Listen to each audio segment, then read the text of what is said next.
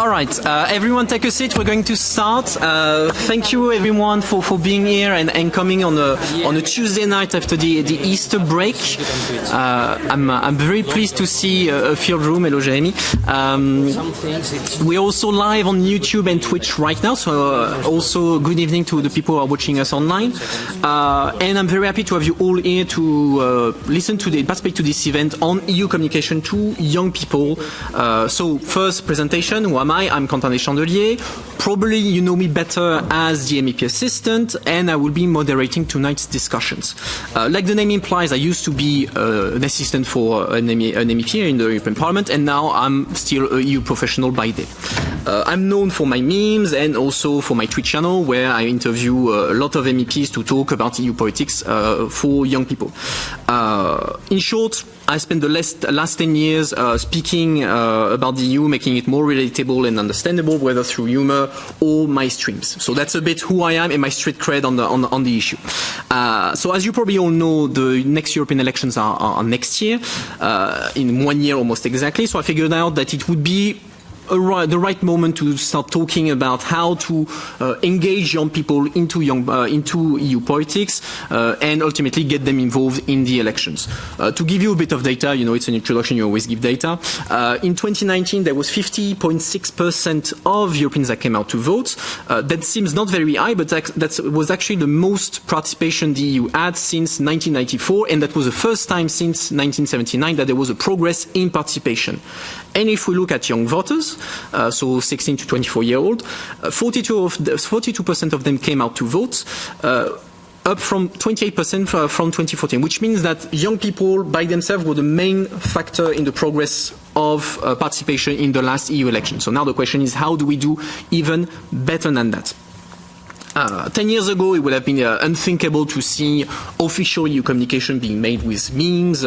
That will be properly unthinkable. And today we see MEPs, we see political groups, we see even the European Commission communicating with memes to try to make policy points more relatable for the public and particularly for young people. So tonight we will discuss with a great panel to see how we can improve things, what good practice exists, and well, how give some pointers maybe on how to talk to young people and make them interested in EU politics. So first, let me introduce you to my panel. First, with the co-organizer of this event, so 3 high-level MEPs from 3 different political groups.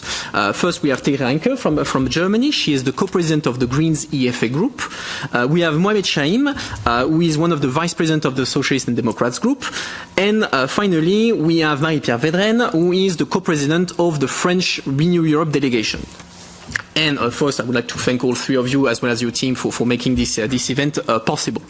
We will also hear from 2 experts, so Anamaria Dutceac Segesten, who is following us online, and Karim Hallal Peche. I will introduce them a bit in further details a bit later, but they will basically make us a short presentation about their area of expertise on tonight's issue. And after each discussion, we'll have a 10-15 minute discussion and ultimately a Q&A moment so that you can ask a question and also people online can ask their questions. I will have the difficult task to keep us on time because some of our guests have to leave at 8 and 8:15. So I want to be sure to be done with the main discussion by the time they are done and possibly have the opportunity to answer a couple of questions. But before so let's start. Before we start hearing from our guest, our first expert, I'd like to have a first state of play discussion with our MEP guest to see how they currently approach the issue of talking about EU politics to young people. So my first question is, as MEPs, what's your strategy to reach out, to engage young people? What is the feedback that you get from them, whether positive or negative? So, I don't know, Mrs. Vedrenne, do you want to start? Okay. Thank you, and thank you for proposing this event. I'm really happy to have the opportunity to discuss with some colleagues on this important issue. Maybe just one word, because previously, before I became a member of European Parliament, I was the head of office of House of Europe. So my job was to communicate about European politics and to explain to citizens how does it work and how it's very important to work at the European level in order to tackle some issue. So since the beginning of my mandate, each week, I try to have time with young people. And young people, not only, I think that it's not a strategy, but I think it's our objective, not to consider people as voters, but to consider people as citizens. So I think it's first the first point. And after, also, to build a strong relationship between us and members of the European Parliament. In fact, since the beginning of my mandate, so I have each week an intervention with young people at school, not at school, in different elections. And after, maybe, and I try to come with us in the European Parliament. And after, to continue to build a relationship with us, to really engage them in the process. Because I think that all the time, the questions they made that they want to be considered.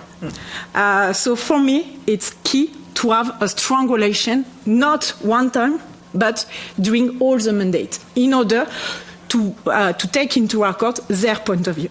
Okay. And what about you, Mrs. Reintke? How do you approach the issue? Well, first of all, also thanks from my side. I think it's really fantastic and to have all of you here. I was complaining before that I feel these rooms are always so confrontational in a way. So anyway, I'm very much looking forward to a more interactive debate. And I think also their face-to-face meetings are absolutely crucial, but whether it's digitally, face-to-face, or whatever kind of platform, I'm communicating with people, and then maybe more specifically with young people. I think that there may be certain lines I try to follow. And the first one is to be authentic. And this is something that I discuss a lot with my team about, because we are trying to maybe outsource some of the things that have to do with social media to my team. And I can tell you the feedback is very clearly when I do something myself, it works better. Because people can feel whether it was authentically written, you know, whether it's a statement, whether it's something about me, or whether somebody else came up with it.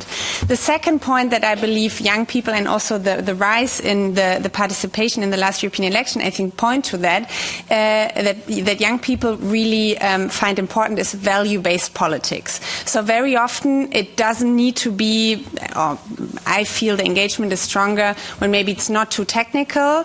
It can be very factual, but I think it should also maybe appeal to an emotion or a bigger political question. This is something where people really like to engage.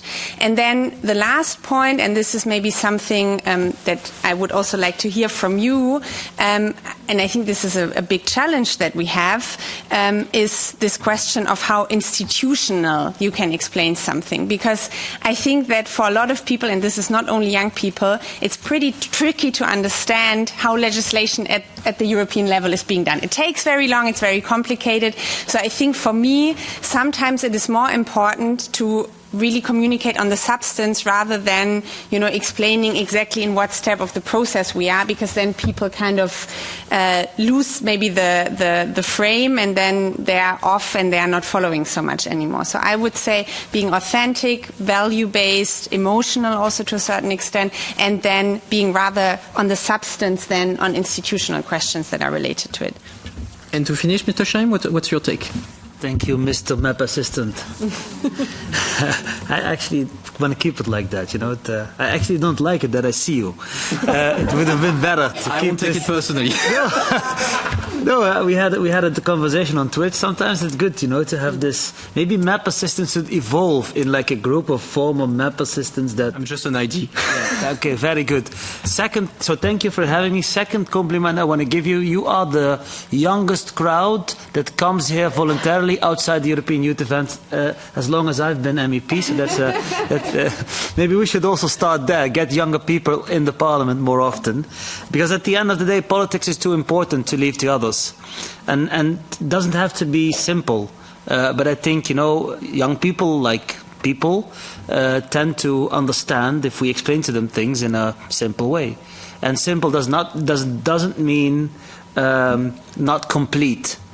I mean, I've once had a professor in mathematics, and he said that people that cannot explain things in simple words just don't grasp fully the topic. And I mean, I'm not saying that I'm really good at that, because I struggle a lot of times with simplifying things. But, you know, it's all about messaging and then getting at the, you know, if you want to meet, let's say, fishermen, you go to the harbor. If you want to meet farmers, you go to a farm. If you go to the harbors to find farmers, then you're at the wrong place. So go to the places where young people are. Go to schools. Go to the right platforms. I mean, Facebook is basically old people. So if you want to meet young people, don't go Facebook. Go at least something else. I mean, I'm also not up to date, but I have good people in my family that are up to date. My son knows the right platforms. I feel like I'm really old, but he's 10, but he knows on which platforms to be. And I have a good team. And at the end of the day, I only do things that I like. If I enjoy them, sometimes I drop a crazy video on the internet, but just because I like it, and I had the biggest laugh about it, And then when people like it, that's almost like a bonus. Maybe that adds on to the authenticity comment by my colleague Thierry, but that's it. And whether I will succeed, that depends on next election. Then we will really know whether young people turn to vote, because it's very important, whether we succeed as all political groups, because this is not an individual responsibility.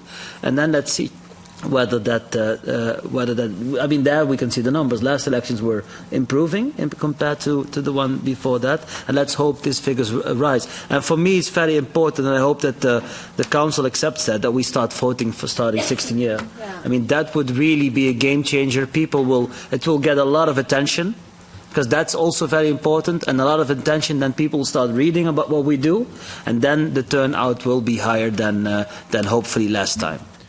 So if I sum up, listening to you, what I get from this is that it's important not only to have one-off discussion, it's important to build a relationship with young people, so that in the end there's a link of trust, which links back to the idea of honesty. Young people see whether you are genuine or not, and ultimately, know what you're talking about, and do what you like. Ultimately, that people will see it, and so they will be able to relate to all this. After this, so we hear how you currently approach this. We know that for young people, one of the big way for them to inform themselves and to hear about politics is social media, and so we will hear, with a perfect transition, about our first expert, Anamaria Dutceac Segesten. So she's online. She's from hello Anamaria. So she's from the University of Lund in Sweden. She's a senior lecturer in European Studies and a reader in strategic communication. And she's worked quite a bit on the issue of political use of social media. So Anamaria, the floor is yours for the next 8 minutes, let's say. What can you tell us about social media in politics? And then we'll have a bit of a discussion about that. Thank you very much for having me remotely. And I will try to share my screen and a couple of slides to help us guide the conversation. So give me 2 seconds to the slide on. I hope you can see it. And as you already said, Quentin, the topic is social media and youth politics. And the question that I think I'll try to focus on this evening is, does social media use increase youth political participation? So the things that you noted before, can we say that they were due to some extent to social media? And if so, which practices can be considered very successful, and which risks can this social media participation may have? And because I think nobody has patience to too many details, I wanted to just give you some takeaways. And the main takeaway that you already kind of intuitively believe is that social media indeed are good pathways for youth political participation. Research is quite clear on that. However, not all platforms are equal. Also, social media demographics don't reflect the society as a whole. It's always very important to remember. There is a bias towards most ideological and committed voices in the society, even for the youth. And then there's some best communication practices. Some of them, some of these keywords have already been spoken by several MEPs before me: relevance, authenticity, and information load. But also some risks, which are what I would call speaking into the void, or speaking always to the already committed and not reaching outside the bubble. But let me, as I'm an academic, I'll enjoy a little bit theoretical excursion here. I hope you join me along. So what is it that we think about when we think about social media and actual participation? There's three phases that we're involved in. One is this idea of information. The other one is participation. And the last one is this campaigning and ultimate representation, which we can see in this kind of what I would call a model, in which we have a latent phase, a mobilization phase, and a manifest phase. In the latent phase, it's all about this information. You got to read about political and social issues, and you get to discuss about these political and social issues. So it's kind of setting the groundwork, the foundation, the political interest, and the political information without necessarily focusing on the campaigning period. Like, it doesn't have to do with an election period necessarily. It has to do with general interest and information about the polity.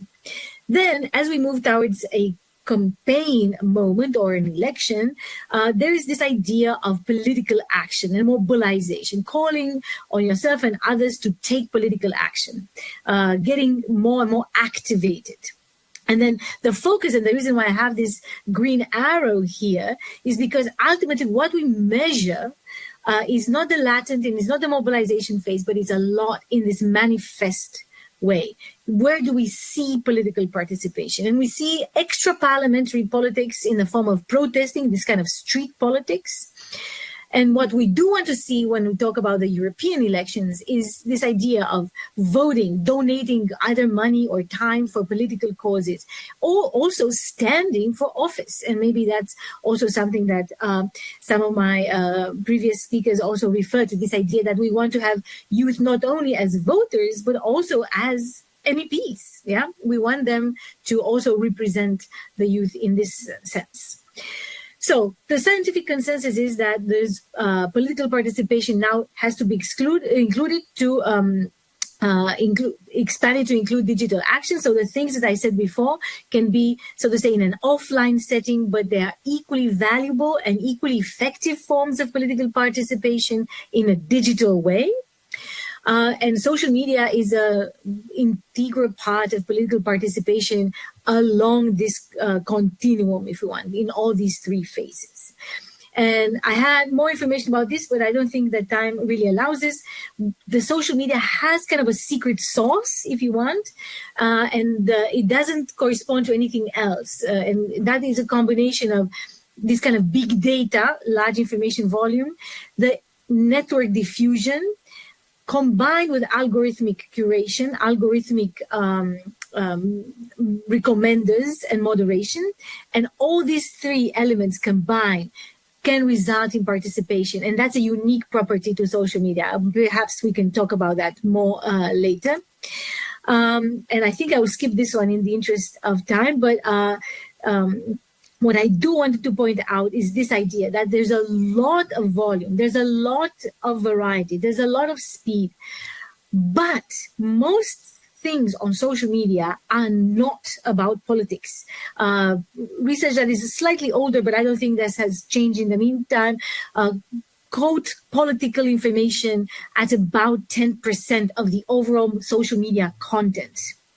However, any issue, it could be cultural, it could be economical, it could be social, can become politicized in a given context, yeah?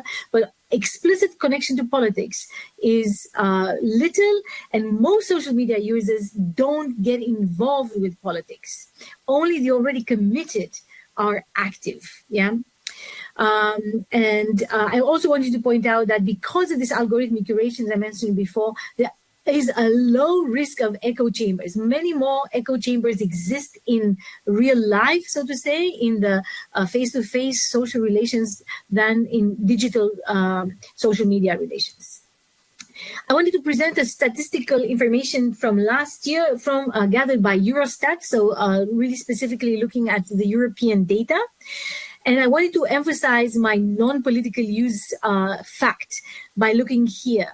Most popular use remain emails and instant messaging, this type of one-on-one communication or finding information about practical things.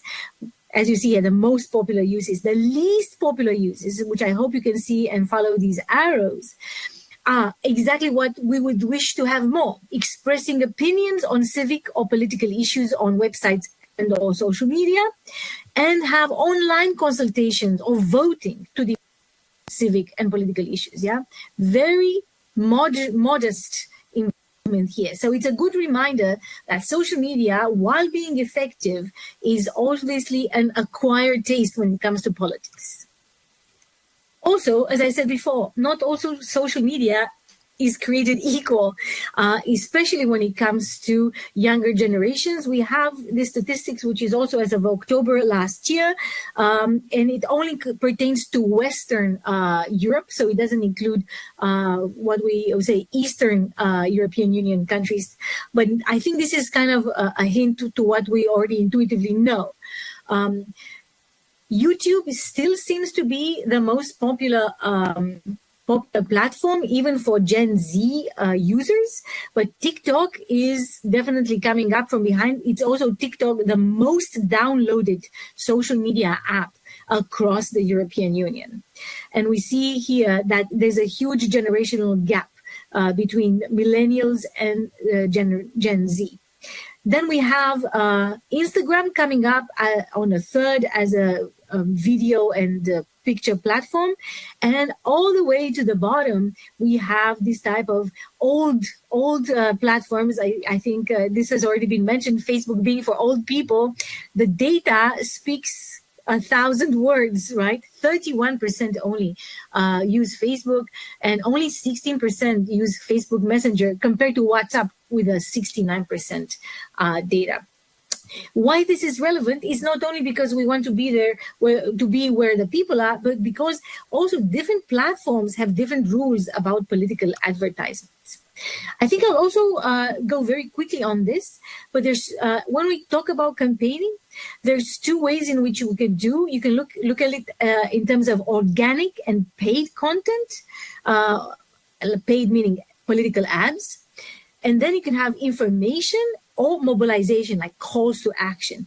And some of the keywords that I would withdraw as associated with this type of communication have also partly been mentioned already: emotional, authentic, personal, but also, interestingly, especially when it comes to advertisement, targeted, customized, and data derived.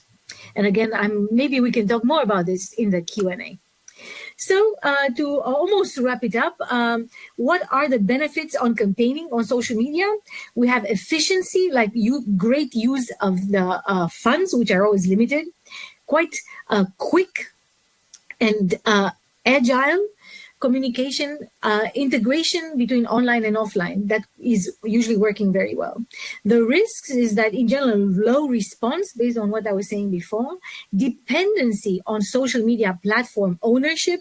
We have seen a lot of discussion around Elon Musk and his takeover of Twitter and changing all sorts of details that can screw up things if you are a campaigner who wants to promote a certain mobilizing hashtag, for example. Also, a lot of discussion around TikTok and the connection with the Chinese state. We might also have the risks of a fragmentation of the demos that can be an after effect of micro-targeting. So what do we do about this? What are the solutions? I cannot claim to have all the solutions, but what we can at least discuss as potential solutions, and what I see promises in any way, is obviously to focus on resources. Like, we need to have a good amount of money and well established strategies, this know-how, and also professional staff in order to obtain real good results. It's almost impossible to not have good resources along these three categories and nevertheless to be very successful.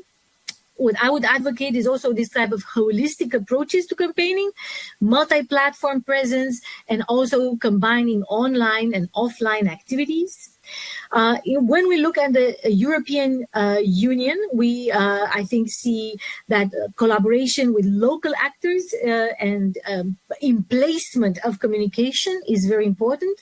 And finally, and I think also it's very important, not a lot of time to dig into the details, but we have to take into account the constraints that come from political structures, in the sense that when we deal with European politics, we have tiers of power. We have the supranational institutions and the power that lies within them, but we also have the mediating institutions that are in the national context. And we should not forget, when we have very ambitious cross-EU campaigns, that some of these will always necessarily be mediated through this kind of locality, this type of political structure. And maybe I stop here. I have a good EU level campaign example, but maybe we can talk more about that. And I also have a less successful example that I can also maybe have the chance to present to you in the Q&A. And also, for the sake of being an academic, I also have some further resources that I will invite you to consult if you want to know more. And I am stopping here in the interest of time, but I'm very much interested and looking forward to your questions and comments. Thank you, Anamaria. Everyone, take note of the resources. You will be on the quiz on Monday. So thanks for this very interesting presentation. I will start not with the good and bad example, but with something that everyone has in mind here in Brussels, is the question of TikTok. You mentioned it. It's the fastest growing social media. There are 150 million users in Europe. It's very much used by young people. And as it happens, the European Parliament, as well as the other European institutions, have decided to ban TikTok from the official Parliament phone, Parliament computers, etc. And highly encourage the MEPs to not use it. So my question to the panel would be, can MEPs afford not to be on the fastest growing social media 1 year away from the elections? Anyone wants to take the lead on that, on that absolutely easy question? Mr. Chahim. I just deleted my TikTok account. I was put on the pressure by my team. I'm now thinking about maybe restoring it, but then put it on a different phone, because I mean the problem is that I think security. I had it on my phone, and to be fair, at some point the Parliament was blocking also Wi-Fi. You couldn't even use it, so that's why I just deleted it.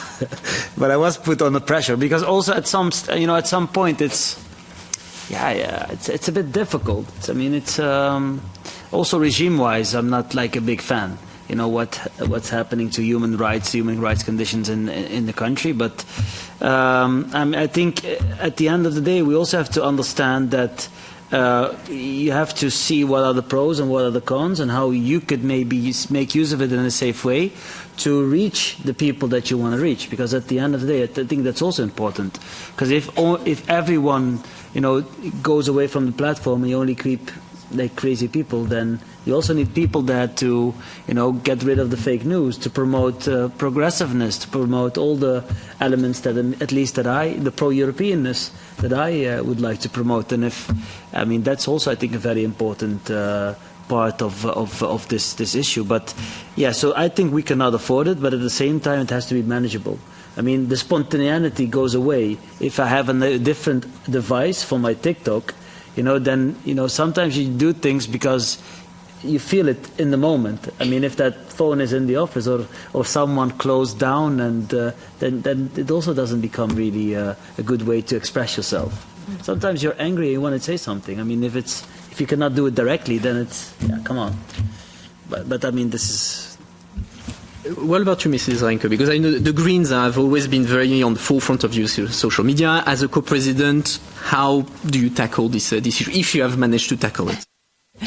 Well, to be honest, I have a TikTok account. We have right now suspended it, and I had already deleted the app quite a while ago from my phone, because if I'm being absolutely honest, the only social media platform that I really like is Twitter, which I know is only, I think, 36%, but I'm a Twitter girl, I can't help it.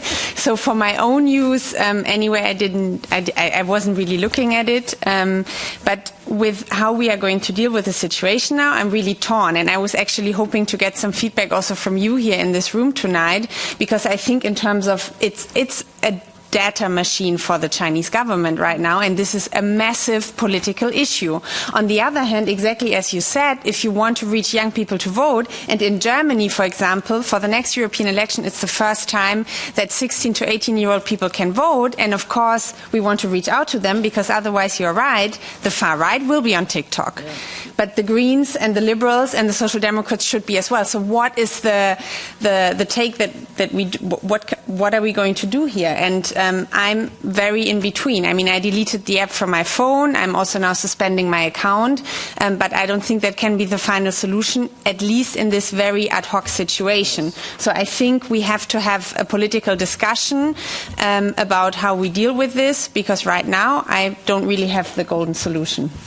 And just before I pass the mic to Mrs. Vedrenne, quick poll. Who here has TikTok and use it? Raise your hand.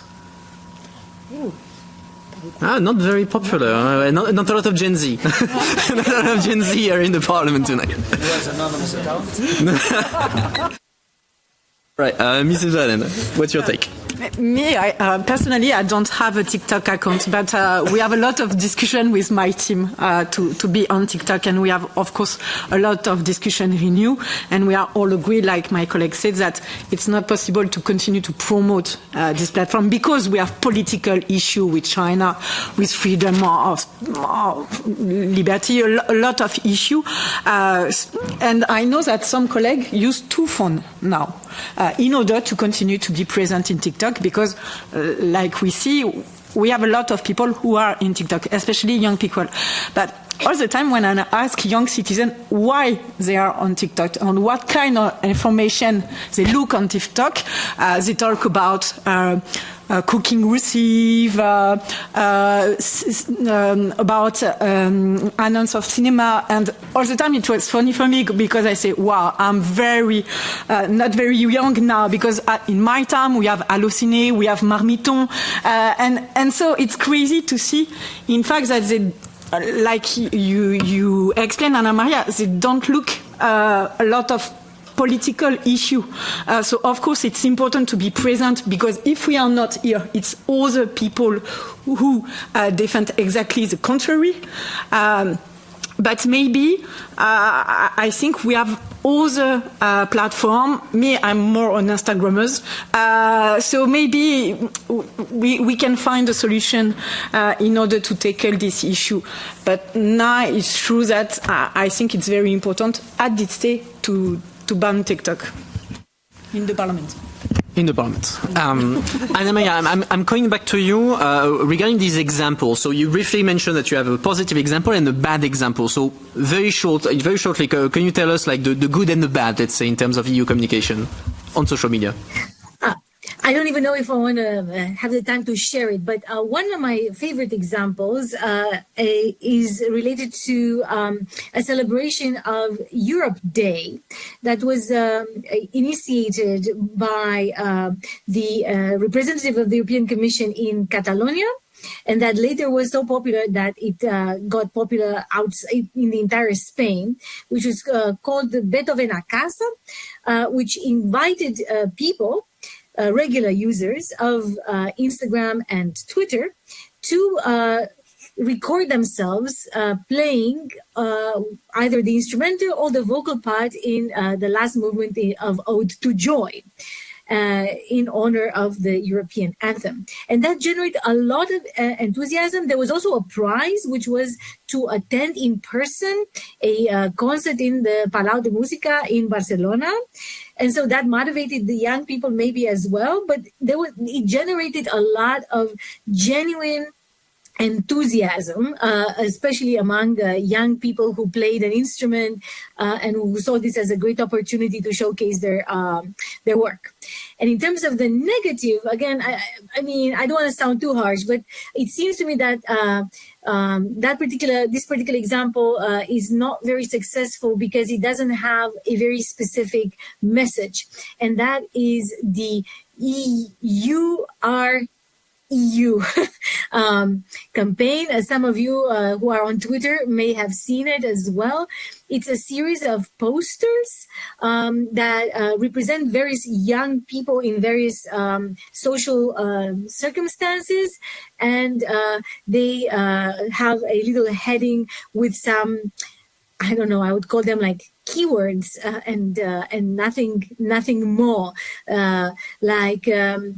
I don't know, democracy or clean energy, human rights, solidarity. So it doesn't seem to me that it is very engaging or it's very authentic or very emotional. It seems relatively neutral and doesn't stir anything or doesn't inform very much, doesn't call for action in any way. So I wouldn't say that was very good. I have also like a bonus, which is a very nice collaboration. And we can also talk about that later on, but how EU and UEFA, the Union of European Football Associations, teamed up to protect the climate, to promote the EU Green Deal under the Make It Green label. And it was a short video, 33 seconds, that is very good. And of course, a lot of spillover effects. So another good thing would be to think about strategic collaborations and meet the young people where they are, for example, in the world of sports. Thank you, Anamaria. Stop here, even though I could probably... No, don't worry. We understand social media, but with another dimension, which is the topic of influencers. So we're going to go to Karim. So Karim Hallal Peche, he is a young Spanish YouTuber. He's actually the biggest Spanish-speaking YouTuber about EU politics, and he's going to tell us a bit about, well, how he came up to be and what is it to talk about EU politics to young people. So Karim, tell us everything in 5 minutes. Well, hello. Can you listen to me well? Wait, this is better. Yeah. Hello? Now? Better? Yeah? Okay. Well, thanks for the introduction, for the invitation. Let's see. I don't know how much time I have in the end, but Make it 5 and we'll see in the Q&A how to do. Perfect. Yeah, I think that's going to be better. Okay, I'm going to make basically a short presentation of who I am, the project that I'm running, and what I'm doing basically in Brussels, because in the end everything is linked. I started specifically 5 years ago, my YouTube channel today. So it's really? Yeah, such a coincidence. I was thinking about that. Professionally speaking, yes, it's my birthday, let's say, because now I'm working fully on my YouTube project. That's what I have. I'm disseminating about the European Union, politics and the European affairs and culture and so on about Europe, not only about the EU, in YouTube. I'm doing that since now 5 years. And I'm also doing that in tweets. Basically what I'm doing in tweets is, for example, is I'm taking the most interesting news or funny news and I'm trying to make a summary of them and then to explain them to the audience, to chat and to have that kind of interaction that you can have in a live streaming. In YouTube, basically what I'm trying to do is to explain from how does the European Parliament work until the last trip of Macron and von der Leyen to China, for instance. I'm trying to explain what is the kind of relation that the EU would like, in principle, according to Macron, and I know there's some kind of debate today about that.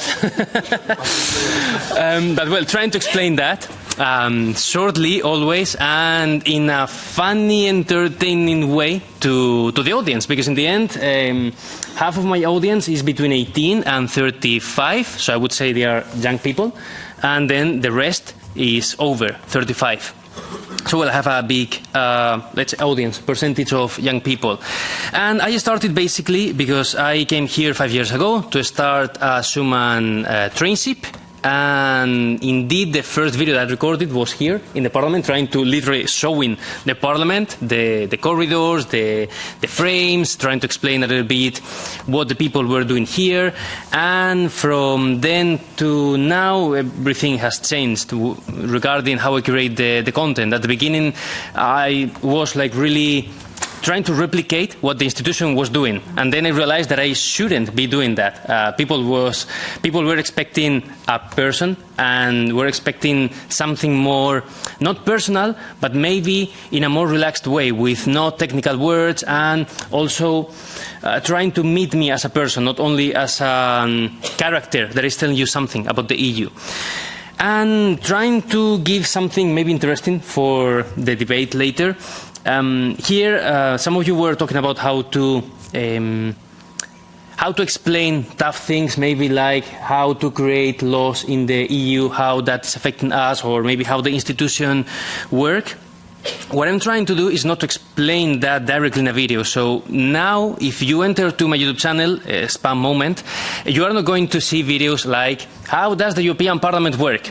Now what I'm doing is to pick, to select really common questions that people have, and not, sorry for this, but not these kind of people that we are here, because in the end we are a bubble, and that's the reality.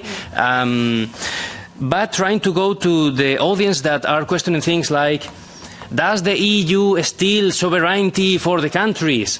Should insert the name of a country leave the EU? Then, if you start with that question, you have the attention of everyone. I mean, everyone want to talk about that, and everyone have an opinion about that. So it's something really juicy for people to enter. Then that's the trap, because when you enter, now you have to learn what is sovereignty. You have to learn how the laws are created, because then you cannot talk about sovereignty if you really don't know how the Parliament and the Council and the Commission work for creating a law.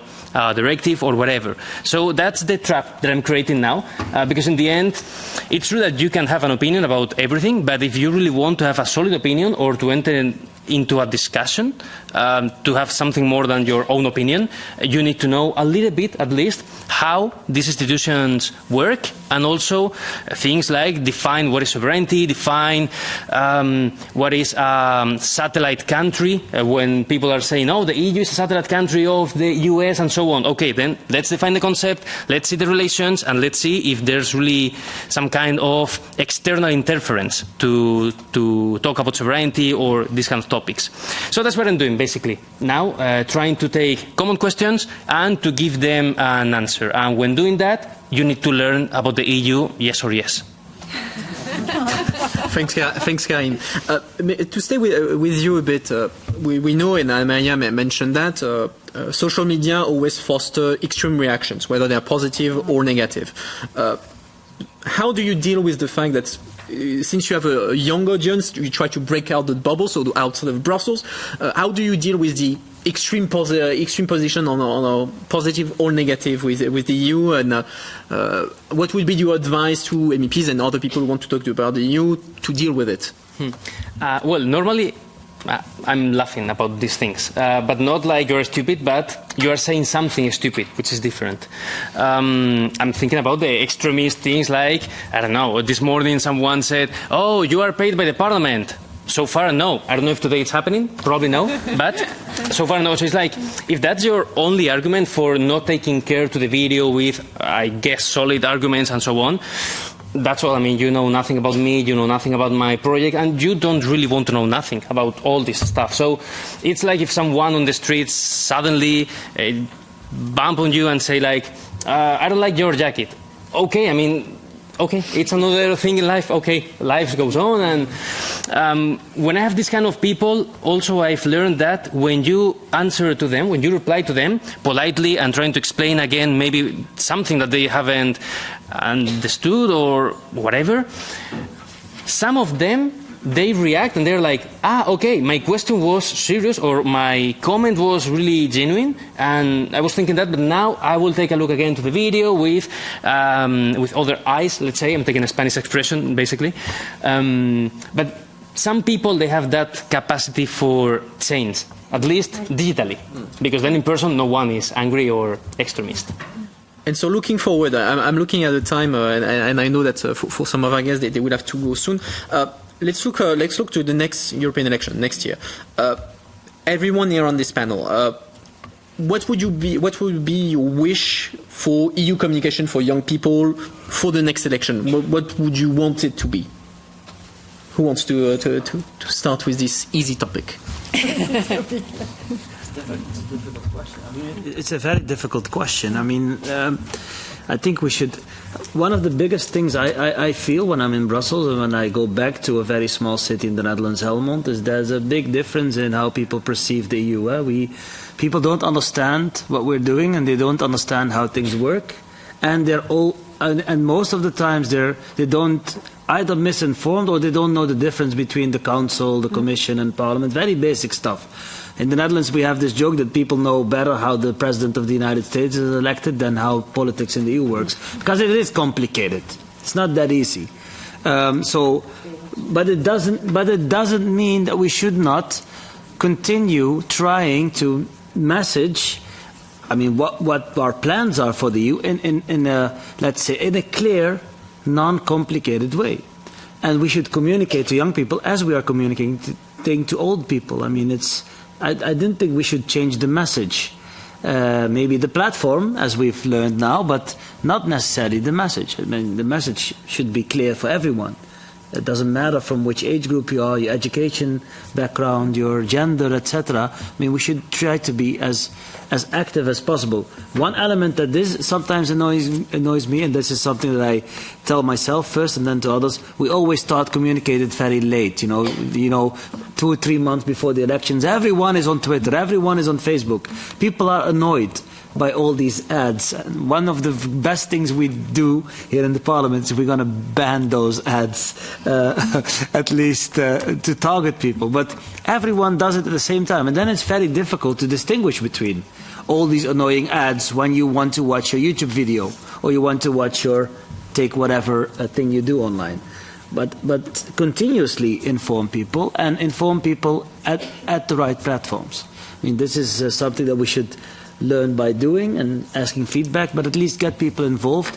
And one last element, getting people here in the Parliament, inviting groups is not something. I mean, it's not the biggest deal of the world. But sometimes, but people like it when you invite them, and we as MEPs can invite, I think, 150 people a year. And then we start overcomplicating these invitations. I think inviting people here as much as possible and getting people here as much as we can is something that really could be good. But then for people from the Netherlands, it's easier than from Las Palmas or from Finland or from Sweden. But we should be open and inclusive for all Europeans, and this is something we should really fight for, not only during elections, but through the years, through the days. Ms. Reintke. If I only have one wish, I think what is most important for me is that it's a communication that is relatable. Because I think that, even if then people think, okay, they do really weird stuff in the European Parliament and the European Union, if they feel that it's not them, but that it's us, this already really helps to, I think, well, maybe not cure one of the biggest problems that we have here, but at least help. Because for me, if I worked in the Bundestag before, and a lot of people find what they do in Berlin really crazy, but it's always an us that people are relating to. This is our parliament. Whereas I think the European Parliament is still seen as, these are people abroad that do stuff and they speak in different languages and it's far away. So for me, having relatable communication to young people, but also to all people, because at the end of the day, it's fantastic to have a lot of young people, and I'm very much looking forward to younger people being able to vote, but we want to have high voting turnout and a pro-European democratic vote across all age levels. And I'm doing something which I hate when politicians do it, because I'm missing the question round. I'm so sorry, but I have to leave. But I'm definitely going to force the others to tell me that all that you are discussing now, because I really need this TikTok question to be solved, okay? And also to get more ideas about how we should have a communication for the next European election that really works, because I think it would be really, really sad if after this great mobilization for 2019, we would have a voter turnout that goes down for 2024. I think it would send exactly the wrong signal. So having very good communication from the European level will be absolutely key. And sorry, I have to leave already. Have a great event still. Thank you, Mrs. Reintke. Mrs. Vedrenne, you're not off the hook. Like Mohammed and like Terry said, I think it's very important to talk about the daily life of citizens, because sometimes, especially because we are focused on what's happened in our institution, we are more focused on political strategy, on the battle between the Council and the Commission. But for the citizens, especially for young people, it's not the key message. The key message is how we tackle the issue of the climate change, how we tackle the issue of democracy, how we tackle the issue of equality. So to really have a strong communication about the daily life. Anamaria talked about the campaign. When I go each week in my region, I see all in Montparnasse station. Of course, because I'm focused on Europe, I see all the time the European flag. But other people, I don't think that they see the European flag. So it's why I think also we need to work with local actors. Because Europe is not a question in Brussels. It's a question in all the country and in all the city, in rural area, in the in neighborhood quarter. It's in each country. So we need to work with all the people and to understand that the European Union is one step in order to tackle all the issues, but talk about daily life, not about political aspects. So, but yeah, you know, this concept. I mean, the idea that we in Brussels decide things without coordinating or without member states being involved is like one of the biggest myths that politicians usually keep alive. Because especially politicians in member states, you know, they love the fact that they can do whatever they want in Brussels, go back to the country, and then say Brussels has to. I mean, Brussels, we need to do this from Brussels, or we're not allowed to do this from Brussels. I always tell them Brussels is like, you know, looking in the mirror in the morning. You know, sometimes you like it, sometimes you don't, but it's you. It's you. That's nothing different. I mean, if you have a big pimple, you know, try to get it away or try to shape up or whatever. But it's us. Brussels is not, let's say, the Adam Smith invisible hand deciding for us, and then, you know, this policy is taken by Brussels or Europe. You know, Europe and Brussels cannot fight back. And I really hope that politicians become more vocal, that understand how it works, and you know, counter this a lot of because sometimes, you know, when we hear them also on Twitter, I saw even MEPs last week sending tweets that the decision, it was a specific issue in the Netherlands, that the Commission went too far on this. And I was reading the letter and I was like, they just elaborate what was decided in 1992. I mean, not even, I was 7 years old at the time. Probably none of you, most of you weren't born, but he was just elaborating the decision. So how come, I mean, especially from a member of the European Parliament, it was from a specific political group, and I renamed the group to European Populist Party, because this is exactly what they were doing, and this is anti-Europe at the end. Because at the end of the day, this type of false criticism is not good for the picture that we're trying to build in not a federal Europe, but a Europe that works for every member state, that we try to solve problems that are needed to be solved on a collective matter. I mean, this is, I think, something why I think Europe has an added value, because the borders, the problems are too big for individual member states. That's why we do them together. But then don't go back to your member state and act as if this is a stupid stupid decision decided by Brussels, and yeah, it's not good that this happened and we were not involved. I mean, this type of fake narrative should be like harshly try to change, also in campaigns. Mm-hmm. And turning back to our experts, Anamaria and Karim, on your end, like if you wish if you could change something to next year's EU communication for the election, what would you change? Anamaria, go ahead. If it's me, I mean, I think my colleagues already said something.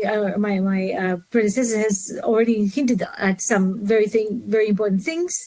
One is this idea of a longer perspective. Don't talk to people just around elections. You know, this is usually not legitimate, because as I try to describe in my little process, political participation doesn't begin with election. It actually ends. That's the end point. Yeah, we have this information gathering phase, this kind of getting used to the idea, getting information about politics, which precedes the election with a lot. Yeah, so the campaign to get out the information about the EU is again what the MEPs already have described, a part of the everyday life, and without that, there's no increase of turnout.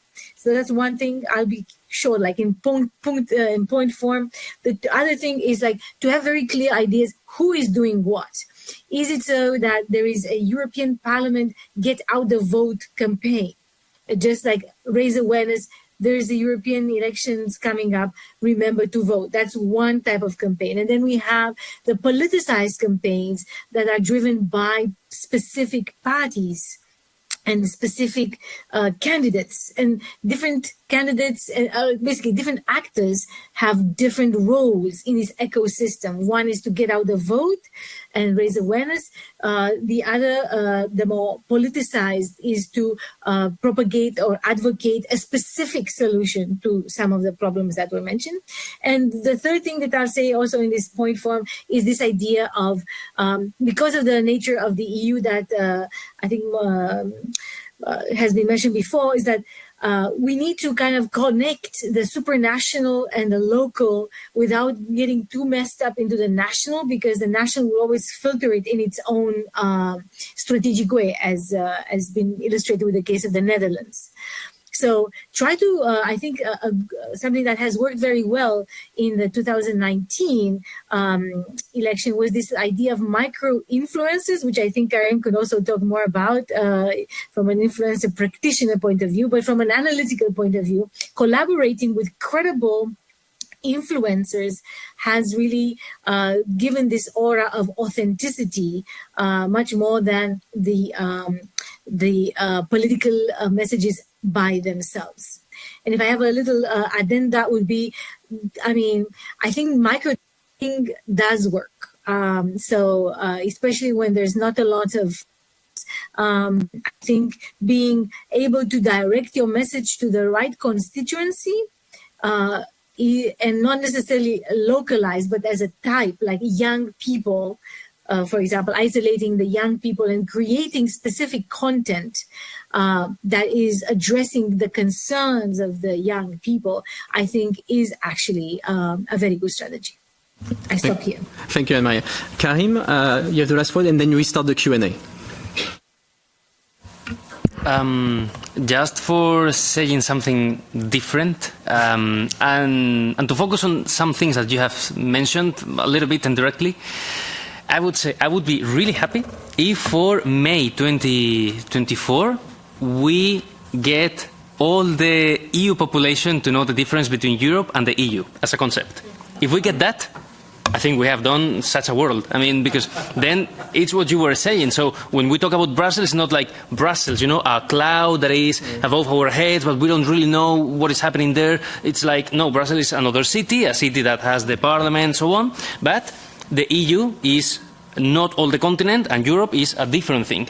So if we get to know the difference between these two concepts, and we get MEPs, we get journalists, we get influencers to talk properly using those concepts, I think we're making such a good step.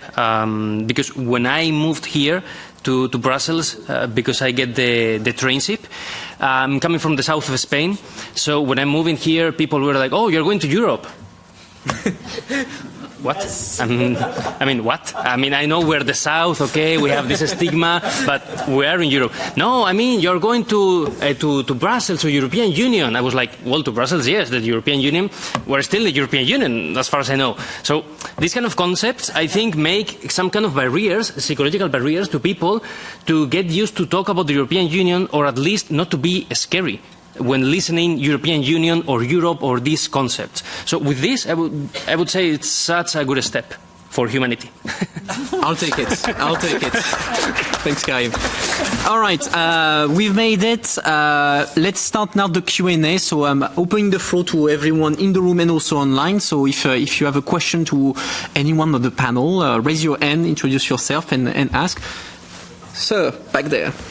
And sorry, just a second. Of course, people online ask a question through the chat. We'll keep an eye on it and we'll relay it. Sorry, go ahead. Thank you.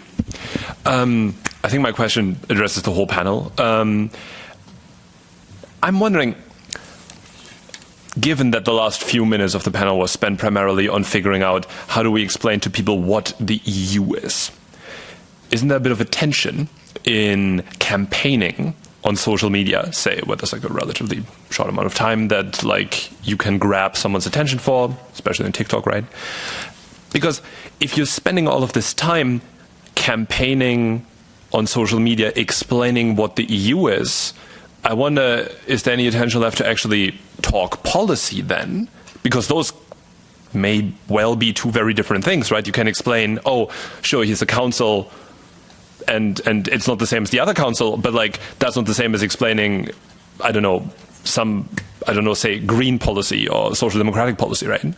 How do you navigate that, or how do you anticipate you will navigate this in the upcoming election? I mean, it's not a zero-sum game, eh? It's not like the one or the other. You can do both, I mean, at the same time. I mean, if it comes... I've been in politics for quite a long time. I started when I was 20.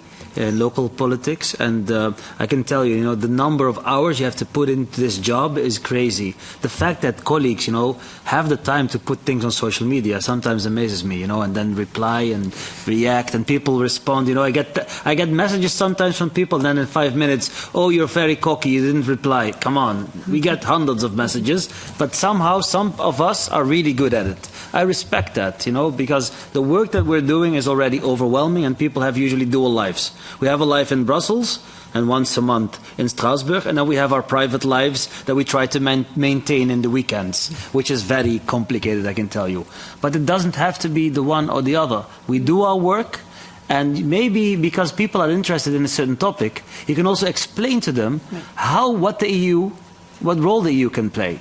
Sometimes if it works for them, it's also a way for them to, find this connection and then continue understanding or reading or diving into the topic more or the concept more. Exactly what Karim said, that, you keep it light, you do. I mean, he was basically having a juicy channel, having these interesting titles for his videos with a question to clickbait them into his video, and then he's gonna educate them, which is, I think, also a good way to do both.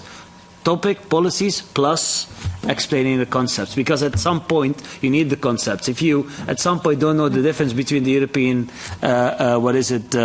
Council and the Council of Europe, I mean, then things become complicated.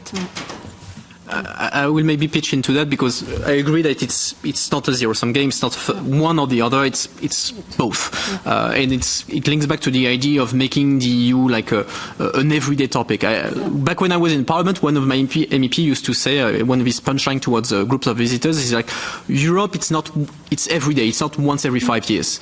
So, for instance, I make memes and I make serious Twitch interviews. My memes, I make jokes about the EU. My hope is that people will laugh about it, and then they will get interested in the concept, because even if they're not familiar with the intricacy of the council, of the parliament, etc., through humor they will get the idea, and then they will dig into it a bit further, and then once I get them on Twitch, we talk about actual policy. I get MEPs to come to talk about why this policy matters to them, what are the stakes, etc. But you can every day, let's say, give them a little something, a taste of what the EU is, to hook them, and then after that you can talk about policy. But it's not like you don't have to choose. Okay, am I going to be doing campaign only about policy, or am I going to do a campaign only about the EU as an idea? It's both. It's just that to get people to talk about policy first, you need to get them understanding, or at least interested in the wide, get their attention, whether it is through humor, whether it is through punchline, whatever the means is, everything is good to use. Let's say the ends justifies the means. I would say on that point. If I may quickly intervene very quickly from the distance, is that this idea is actually interesting. This idea of politicizing EU. EU politics have been very technocratic, and I think the question from the audience reflected an interest in politicizing EU, like making it as not consensual but politicized, divided along lines that mobilize political interests both nationally and at the European level. And this definitely can work if we think just for the context of the European campaigns, making things like, what do we want? Do we want to have more or less of something?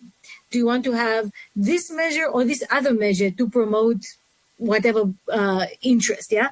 So having this kind of two sides of a story, like these are your alternatives, and it will generate concrete consequences, even if you don't understand exactly how. This idea that you have a concern and you can choose this alternative or this other alternative, and it will have a direct impact on your everyday life. I think this would definitely be a mobilizing strategy. So more politics rather than more consensus and technocratic discussion. All right. I think there was a question there. Here. Thank you. My name is Irina. I'm a trainee for an MP here in the Parliament. And before this period of life, I haven't been very knowledgeable about the EU, like in its depths. So my question is rather strange. It's a yes or no question. But was there ever in the history of the EU an integrated campaign when it comes to communicating the future elections? I mean, like throughout the member states. I mean, I know that every member is doing its part in communicating, and because personally I always found out about future elections via Facebook, because I'm in that category. For me it wasn't something official that I found out on an official, not even on TV, but rather on a more personal level, so through friends. So yeah, thanks. I mean a yes or no question, but I cannot use those to answer this. I have no idea would be my question. It would be my answer. I can answer this question if you want. Hello? Who? I'm here. I don't see. Yes, please. Hello. Yes or no? So my name is Rosa Nunes, and I work in DG Com of the Parliament, more specifically in the Parliamentarium, but I've been in this business for quite a long time. So I can tell you that indeed there have been campaigns at supranational level organized by DG Com. The first one I think was in 2014. It was the Act, React, Impact campaign with several tools like videos on social media, maybe on television, but not that much at that time. So, and in 2019, it was the Together EU campaign, which was quite different, much more based on let's create a community, let's have people that know about the EU, young people, and want to to talk to their fellows about the EU. So yeah, there are campaigns. There are the campaigns, of course, of the political groups. That's one thing. But then communicating about the institution, about what the parliament is, what it is compared to the two other big institutions, that has been done, and it's going to continue now for the next elections. Thank you very much, DGCOM, for helping us on that. We did remember the Act React Impact campaign, but I didn't know it was the first one, the first time. So yeah, there are EU-wide campaigns to help on communication around the elections. Sadly, also have to leave. And sadly, Mrs. Chahim has to leave. But thank you again for being with us and having answered a few of the questions. Yes, sorry, maybe one last final comment. Never only focus on young people, because at some point you become old. And we also need you at the end to vote and keep on voting. That would be my final answer.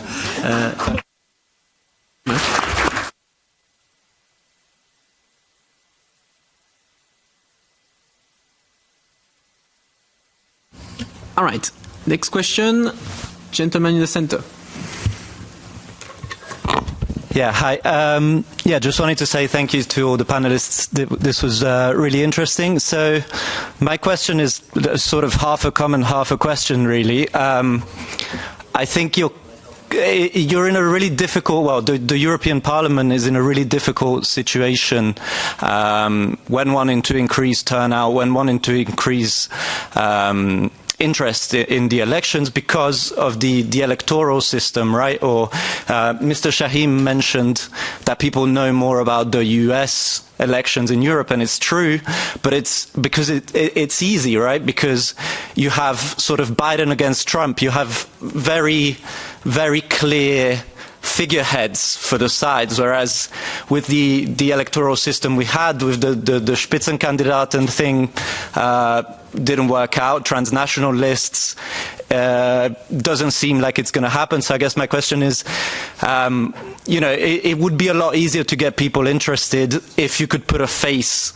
to the groups, to the parties, those kinds of things. Even in elections in Europe, even though we don't have a presidential system, this is still something that does occur. You know who you're going to get if you vote for someone.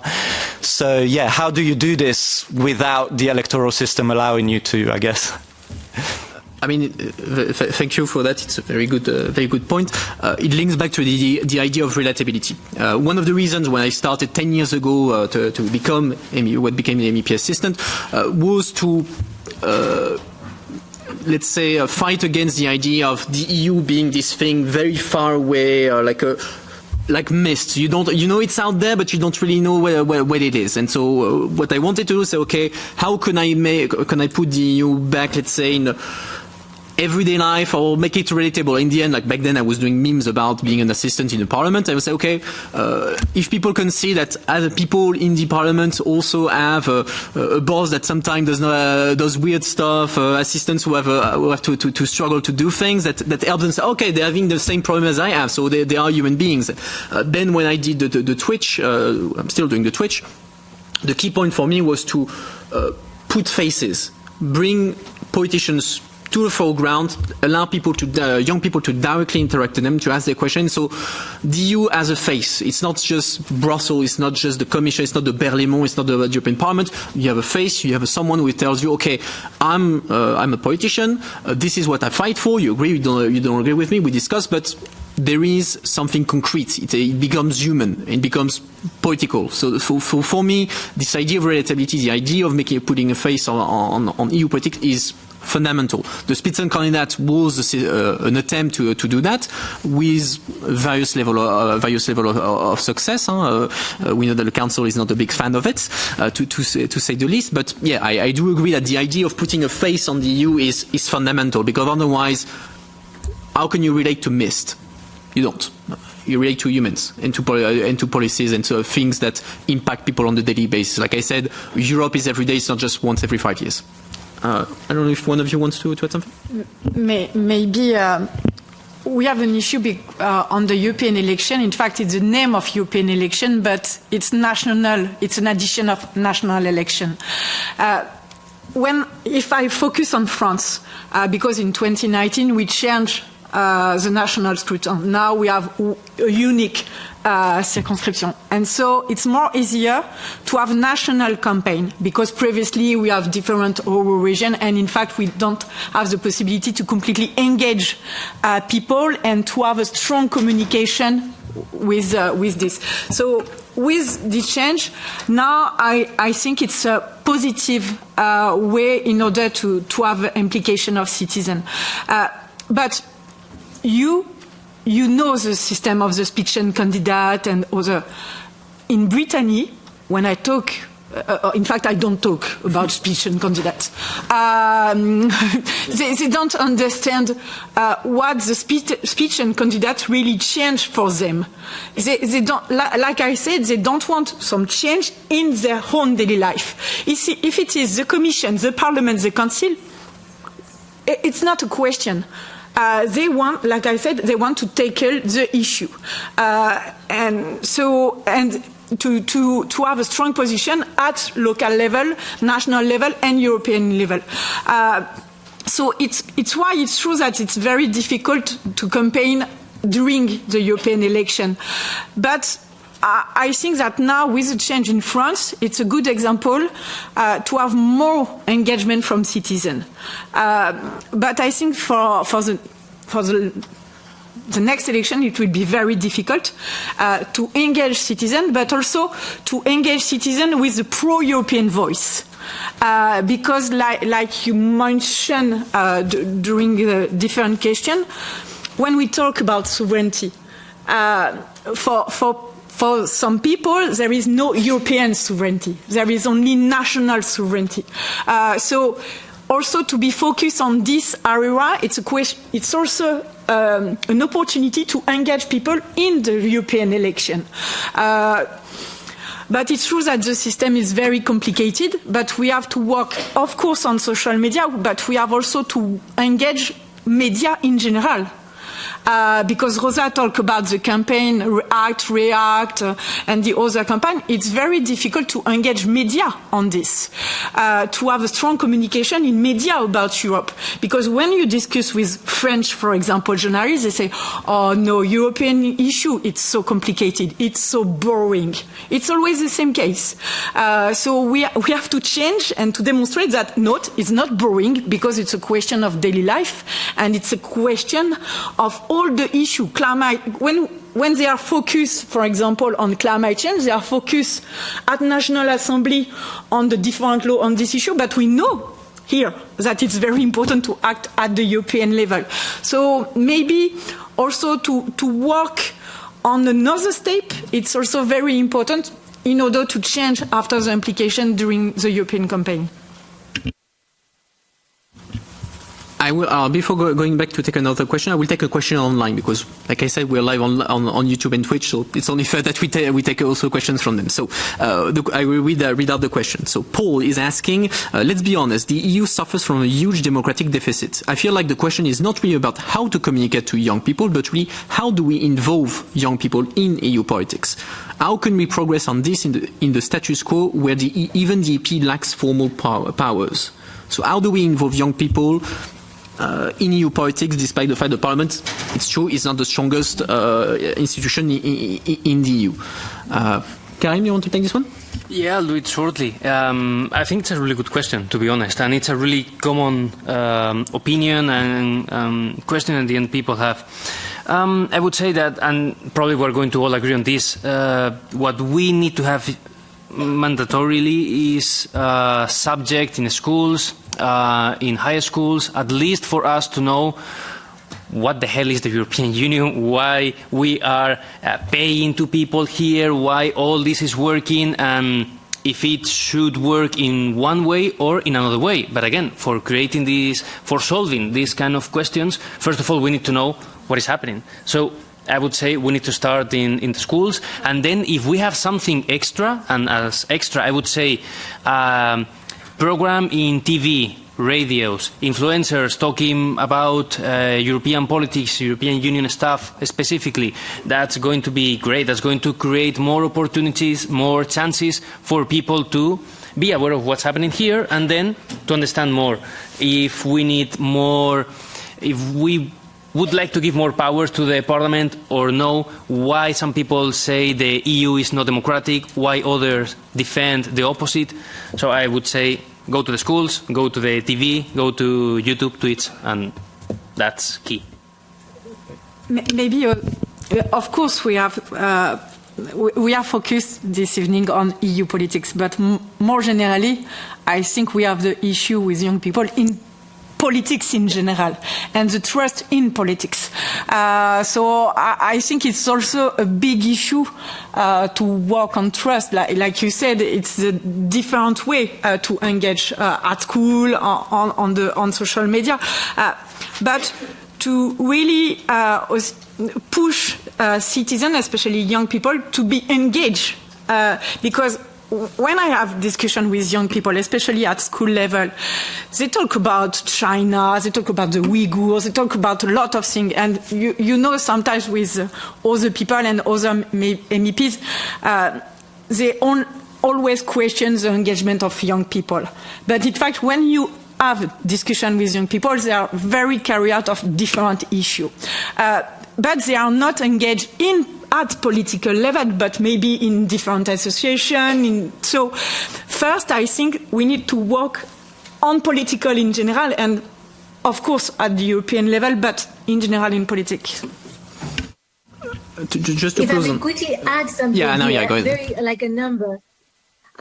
In terms of the young people being actively involved in European politics, they are more involved in European politics than in national politics, because the average age of the European member of the parliament is lower, so people are younger as MEPs than in a majority of the European national parliaments.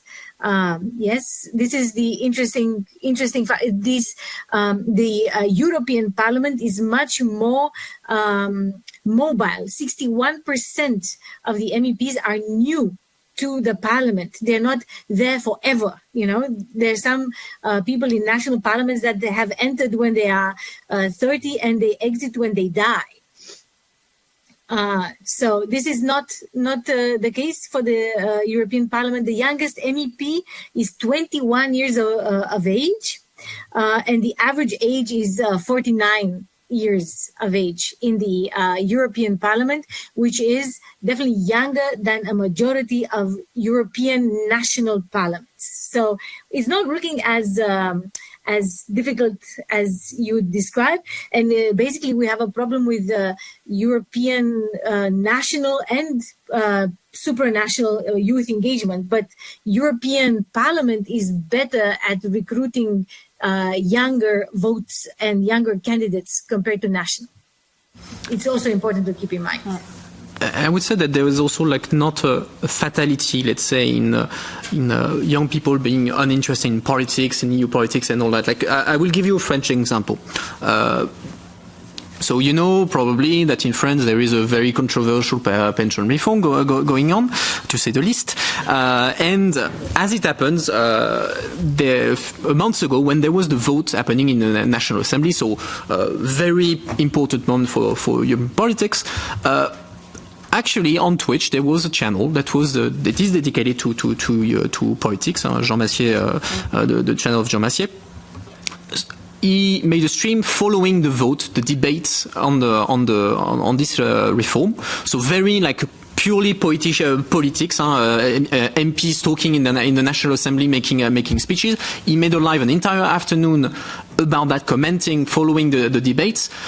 This stream, which you would say, but that will not interest people, not young people. They don't care about what MPs are saying in the National Assembly.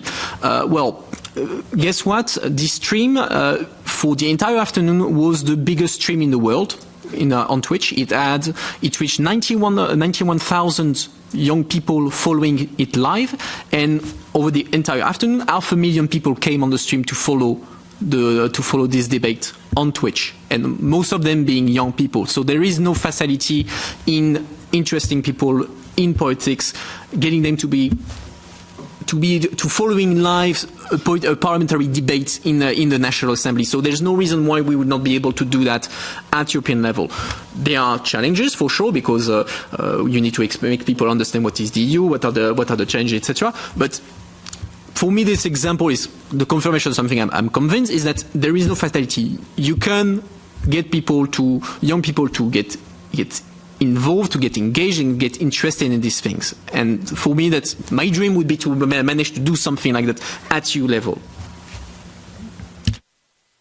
Let's take a couple more questions, and then I think we're going to go in. Anyway, we're going to lose the room. So we have 2 more questions, and then we're going to. Rosa. Yes. My question is for the lady specialized in social media, whose name I forgot. I'm sorry. Oh, yeah. I wanted to hear you a little bit on the metaverse. The metaverse, we know that it's mostly the Z generation interested in that. In 1 year time, some of the people from that generation will be in a position to vote, because in some countries the vote age has been set at 16 years old. So do you think that it could become in the future a communication tool towards that generation? Or yeah. Thank you very much for the question. To be very fair, I don't like the short answer is not in the near future. I don't think so. And the metaverse was a big idea that was mostly a top-down idea, promoted not from the bottom up, but more from the platform owners and platform, let's call it visionaries, down. So I don't necessarily think that it's that part of technology that will be the next step necessarily.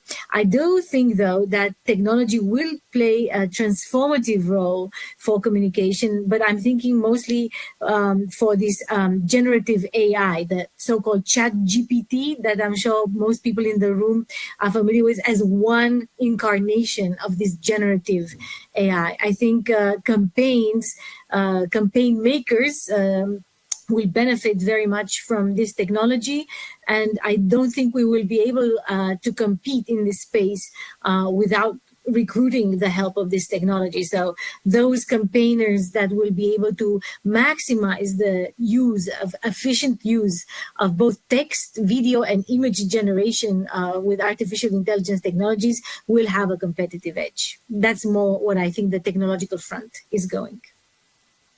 Not metaverse.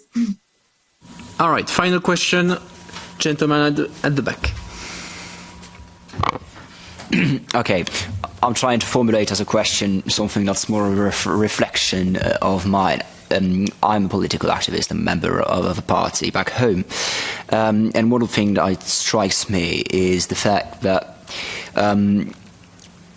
activists in political parties, most of us focus on national politics, and it is indeed very rare to find people being interested in European politics and European policy.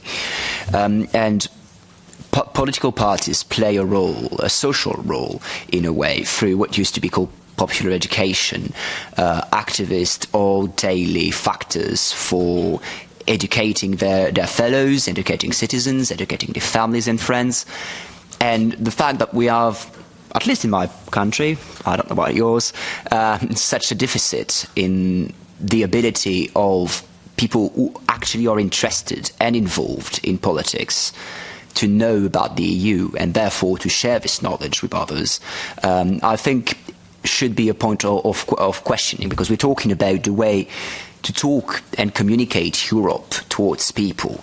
And part of it is a manpower issue, the fact that we lack a big number of people who know at least a bit what they're talking about when they talk about the Europe and have the ability to convey this knowledge to others. I would have said yes, I would have asked the question to all the MEPs present. There is one left, thank you, Madame Vedrenne. But I guess it is a question for you then, as an elected official working with activists in your party, if you think this dimension plays a role in our ability to communicate the EU towards the people.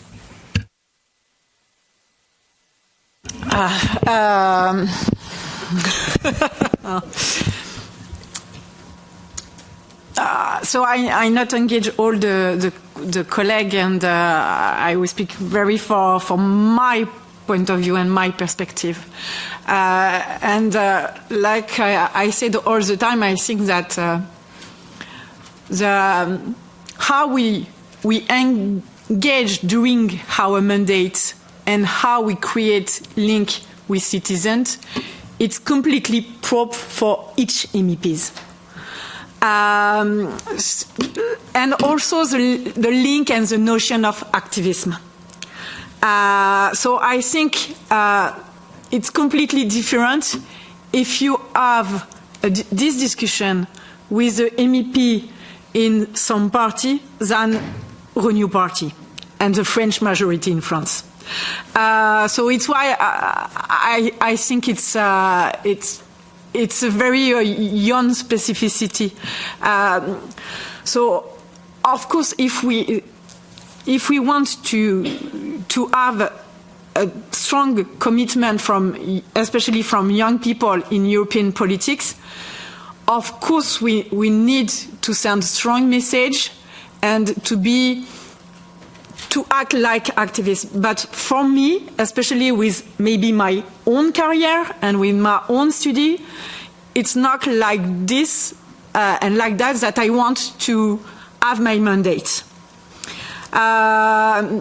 Maybe I'm wrong, but I think it's completely personal. So it's why I'm not sure that there is a right or wrong response on your question. So it's why, in fact, I don't have a response of your question. Because like I said, I think it's completely different when you are in the green group, if you are in the grey group, or if you are part also on the majority at national level. If you are also in the opposition or in the majority in the country, your action is also different. And you have to take into account this point. So it's why it's quite difficult for me to answer. All right, I'm being generous, gentlemen. Really final question, in short, please. Just really quick.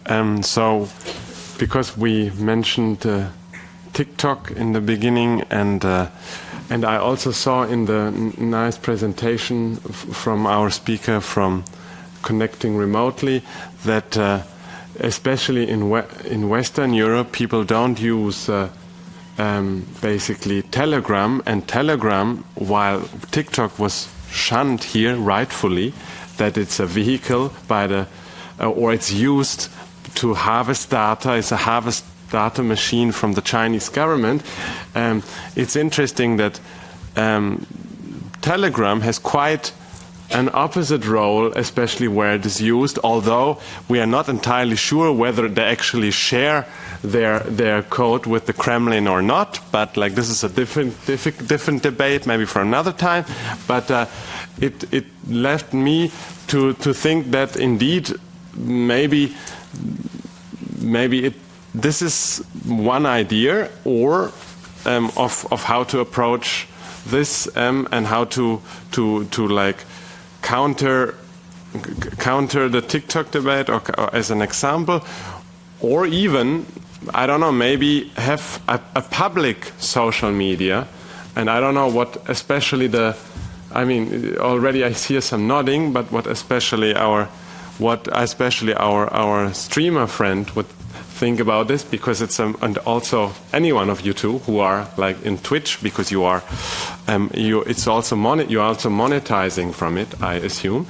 And so I don't know, and also our remote participant, I don't know if they want to say anything on this and the role of Telegram as maybe an example, a better one that could be used instead of TikTok, or maybe a public social media that just uses the the functioning of TikTok. And I think this is what I wanted to say. Karim, you want to start? Yeah. Make it shortly because I think maybe Anamaria, you have to say interesting things here.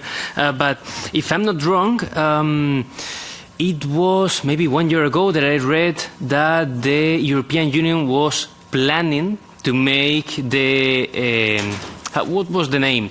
Like EU Voice or EU Video, something like that, like a platform trying to make something similar to Mastodon, where people were running away when Twitter was taken by Elon Musk, and also EU Voice that would work similarly to YouTube. In the end, at least for me as a creator, the main problem that we usually have is that at least I don't feel the difference of working in a platform that is ruled by the US or by Russia or by China, but having contact with the people working the platform. So when I'm having a problem, I cannot knock on a door like when working physically in an office. So for me, the most important thing is for them to fulfill, obviously, the law, first of all, and that they are not compiling data and all this stuff, but that we have good communication with them, open communication for us, because in the end we are the workers also for the platforms. So for me, that would be the focus. And if I may intervene, thank you. I think it's also a very interesting perspective, Karim, to see it from the, like, it doesn't maybe matter so much as long as the platform themselves are open and cooperative. There's many things to discuss, but I will pick up on maybe two things. One is this idea of public social media. This has been a darling of many idealists. I could say that there's been a dream, and we've had many attempts at creating what is known as public deliberative platforms. Actually, there's probably the first and most successful one is created in Barcelona, but it's actually now all over the European continent, maybe even exported outside. It's called Decidem. And it is a very locally in place deliberation platform that has specific structures that promote deliberative content, argued, reasoned interaction.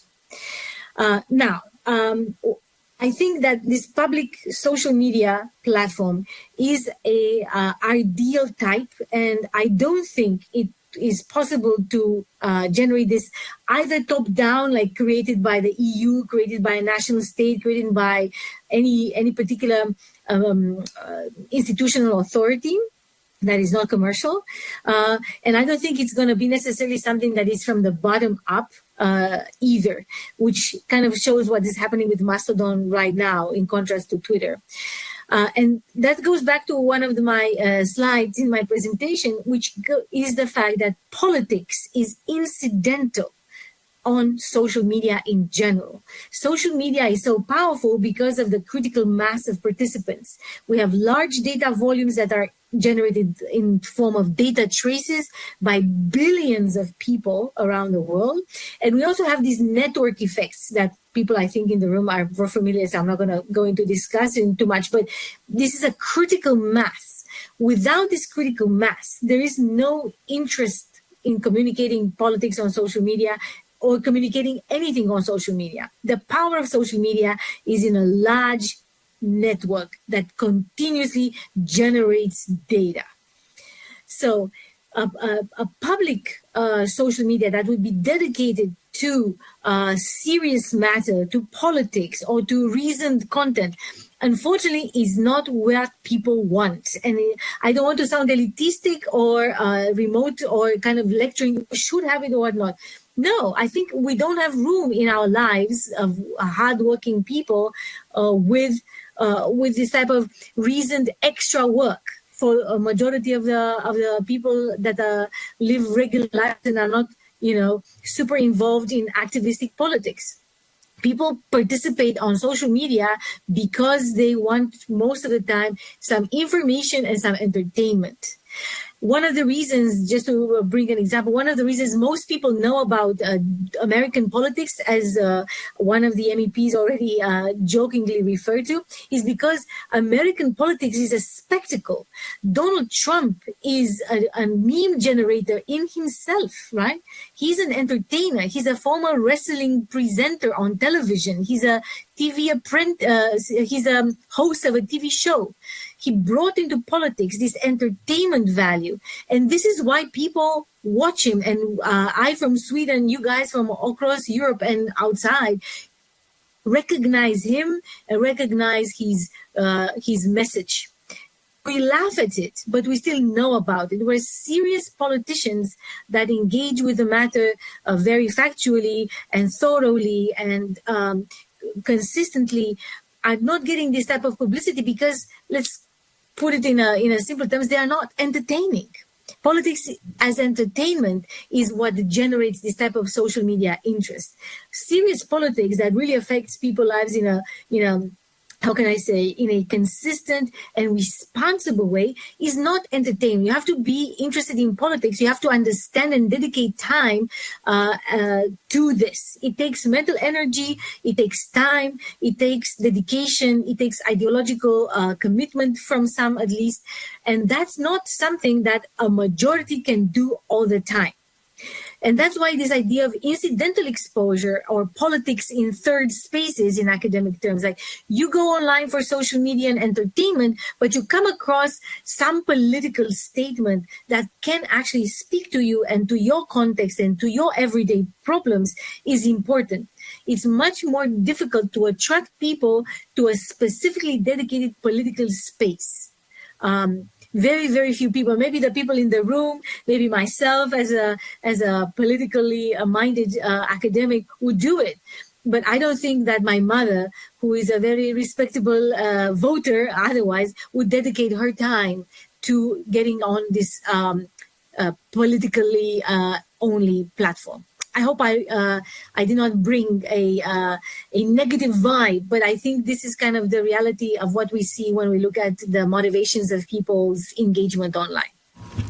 Thank you, Anamaria. And on this note, I will close the event. I very much thank you all for being there. Thank again my guests on the panel for attending. I hope that you found the event interesting. It's just the beginning of the conversation. As we say here in Brussels, we have 1 year to do better when it comes to communication in general, and particularly to communication towards young people. And yeah, so I wish you all a good evening. We could continue the conversation a bit, whether here or outside the Parliament. We can go have a drink to decompress a bit. I want to thank you all again and see you next time.